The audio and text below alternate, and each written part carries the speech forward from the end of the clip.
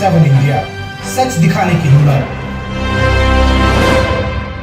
नमस्कार, आप देख रहे हैं न्यूज 24/7 इंडिया। मैं हूं आपके साथ सपना मदेशिया। चलिए शुरुआत करते हैं आज की कुछ खास खबरों से। उत्तर प्रदेश के प्रयागराज में आयोजित महाकुंभ में भगदड़ जैसी घटना हुई, जिससे कई लोग घायल हुए और कई लोगों की मृत्यु भी हुई। ऐसी कोई दुर्घटना या हादसा उज्जैन में आयोजित होने वाले सिंहस्थ महाकुंभ में न हो, इसके लिए मध्य प्रदेश के मुख्यमंत्री डॉक्टर मोहन यादव को पुजारी महासंघ द्वारा एक सुझाव पत्र लिखकर भेजा गया है, जिसमें 13 अखाड़ों के लिए अलग अलग स्थान और वीआईपीओ की एंट्री प्रतिबंधित करने जैसी मांग की गई है। साथ ही यह भी कहा गया है कि रामघाट पर सिर्फ चारों शंकराचार्यों का ही स्नान हो और अन्य घाटों को भी रामघाट के रूप में प्रचारित किया जाए, ताकि एक जगह भीड़ न हो। इसी के साथ ही उन्होंने यह भी सुझाव दिया है, स्नान के समय अखाड़ों की पेशवाई को बंद किया जाना चाहिए और साधु संतों के साधारण रूप से अपने अनुयायियों यजमानों के बिना पैदल ही स्नान करके जाना चाहिए। इसी के साथ जब शिप्रा सभी स्थानों पर पवित्र है, तो 13 अखाड़ों के लिए अलग अलग स्थानों में, जैसे शैव दल को नृसिंह घाट से लेकर त्रिवेणी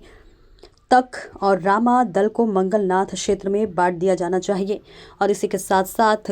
रामघाट पर सर्वप्रथम केवल सनातन धर्म के सर्वोच्च चारों शंकराचार्यों को स्नान की अनुमति दी जानी चाहिए, अन्य अखाड़ों को नहीं। सभी वीवीआईपी को मेला क्षेत्र में प्रतिबंधित किया जाना चाहिए, जिससे आम श्रद्धालु अपनी भावना और आस्था के साथ सुरक्षित रूप से शिप्रा में पुण्य स्नान का लाभ ले सके। प्रयागराज में जो सिंहस्थ पर्व जो हो रहा है और उसमें जो हादसा हुआ वो बड़ा दुखद हादसा है। पुजारी महासंघ मृतकों को, घायलों को संवेदना प्रकट करता है और सरकार से मांग भी करता है कि उनको सहायता दी जाए राशि की, और अखाड़ा परिषद से भी सरकार उन्हें सहायता दिलाए, ऐसी अखिल भारतीय पुजारी महासंघ की मांग है। एक और बात रही है कि हमारे यहाँ उज्जैन में 28 में महाकुंभ होने जा रहा है, जिसे हम सिंहस्थ पर्व बोलते हैं। यहाँ भी काफ़ी तादाद और संख्या में उज्जैन नगर में भी श्रद्धालु आते हैं, और इस बार अधिक संख्या में श्रद्धालु आने की संभावना है। इसलिए ऐसा कोई हादसा ना हो, इसलिए हमने माननीय मुख्यमंत्री श्री डॉक्टर मोहन यादव जी को एक पत्र लिखकर कुछ सुझाव भेजे हैं, जिन सुझावों के ऊपर अमल किया जाना चाहिए, जिससे कि आगे भविष्य में उज्जैन में निर्विघ्नता से हमारा सिंहस्थ संपन्न हो सके। सर्वप्रथम हमने एक बात कही है कि साधु संत जो होते हैं वो त्याग के प्रतीक है। जब उन्होंने वैभव, परिवार, घर जब छोड़ दिया है, तो फिर वैभव का प्रदर्शन क्यों, अखाड़ों की शाही और पेशवाई में इतना प्रदर्शन क्यों, और उसके कारण जो भीड़ और क्राउड होता है, उसका वही कारण हादसे को मौका देता है। एक और बात यह है कि शिप्रा नदी के ऊपर जब शाही स्नान होते हैं, तो आम श्रद्धालुओं को स्नान से शिप्रा नदी पर रोक दिया जाता है, रामघाट पर आने से रोक दिया जाता है, जिससे भी श्रद्धालु का भावना को ठेस पहुंचती है और वो रामघाट तक आने का प्रयास करते हैं। इसलिए एक सुझाव हमने ये भी दिया है कि हमारे 13 अखाड़े हैं, और जिसमें रामादल और शिवदल दोनों हैं। तो रामादल जो है वो मंगलनाथ के क्षेत्र में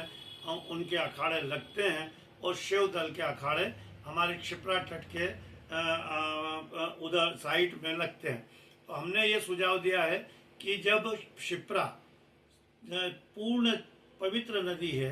रामघाट से लेकर तो त्रिवेणी, और त्रिवेणी से आगे भी वो पवित्र नदी कहलाती है, और वहाँ जब सिंहस्थ पर्व होता है तो वहाँ लिखा जाता है रामघाट क्षिप्रा स्नान, रामघाट क्षिप्रा स्नान। तो और आम भक्तों को वहाँ स्नान करा दिया जाता है और उनको आगे बढ़ा दिया जाता है, और जब शाही और पेशवाई निकलती है तो रामघाट पूरा रोक दिया जाता है। इसलिए हमने एक सुझाव दिया है कि ये प्रथा पर भी अंकुश होना चाहिए। अब केवल अखाड़े में जो हमारे देश के 4 शंकराचार्य हैं, वो रामघाट पे स्नान करें, उन्हें रामघाट की स्नान की अनुमति हो, और 7 अखाड़े जो हैं उनको एक एक स्थान, अलग अलग घाट, अलग अलग स्थान जो त्रिवेणी तक फैला हुआ है, वहाँ स्नान की इनकी व्यवस्था की जाए, जिससे कि क्राउड और भीड़ जमा हो नहीं पाएगी। एक और बात देखने में आती है कि जब शाही निकलती है, इनकी सवारियाँ निकलती है, इनका जुलूस निकलता, उसमें आम भक्त और इनके जो अनुयायी होते हैं महामंडलेश्वरों के, आचार्यों के, उनकी भी तादाद बहुत ज़्यादा होती है और वो उनके साथ में स्नान करते हैं और दूसरे श्रद्धालुओं को रोका जाता है, तो वो भी कहीं ना कहीं